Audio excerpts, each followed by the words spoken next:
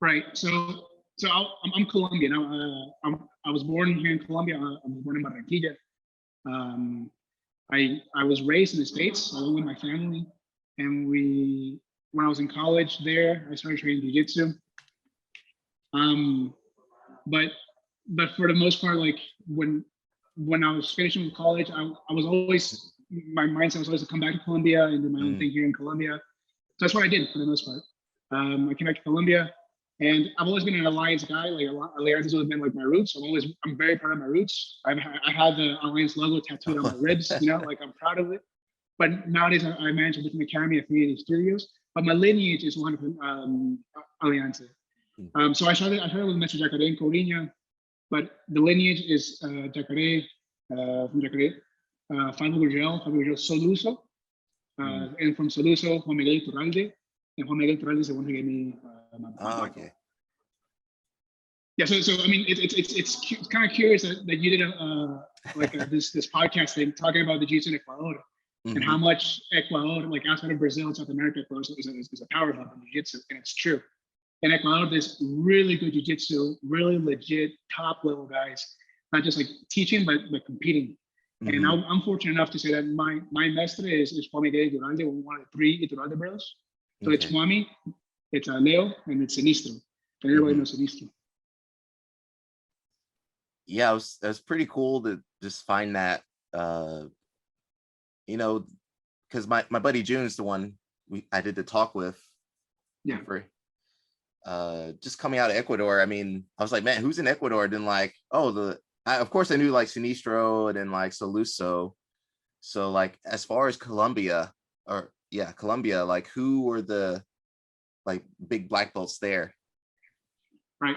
So right now, like in Colombia, we're still like I'm not gonna say like we're still in the baby step kind Hmm. of formation, but I mean, we've passed the baby steps. We're getting to like having black belts, like legit black belts, teaching and Mm. operating their gyms.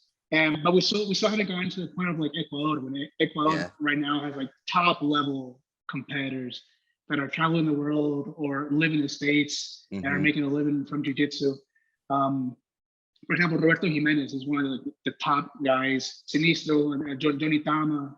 You know, you have guys like that who are from Ecuador, top level guys. In Colombia, we're still getting there, right? So right now, I would say like in Colombia, we have in Medellin, we have lots of really good schools. There's a very good there's Corinna, there's a Corinna Academy Mm. in Medellin. We have the Gracie, we have a Gracie Academy with Okay. professors who have Gracie blood in them. There's Gracie Bobby. There's so much going on in Medellin. In Bogota, where I'm located in Bogota, we have. I mean, there's me. I'm traveling. I'm competing whenever I can. I go and I do it. Um, so I mean, so right now, there's not that big of names coming out of Hmm. Colombia, but we're definitely working on it. And I definitely believe that in the next like 5-10 years, the younger guys, the next generation, Hmm. are definitely gonna be there. They're definitely gonna be like top level, top names. This reminds me very similarly to like Europe. It's kind of the same. Like they had a few guys like Alan Finfu, Bruno Mateus. Hmm. Really good Brazilian guys that moved to Sweden, and then like it took a while, but then they started coming up with their own grapplers. Took almost Right, 5-10 years, and then now they have like right, guys like Tariq from the Trico Plata, Max right. Lombard. Got the Norwegians over there killing it. So Yeah, like dude.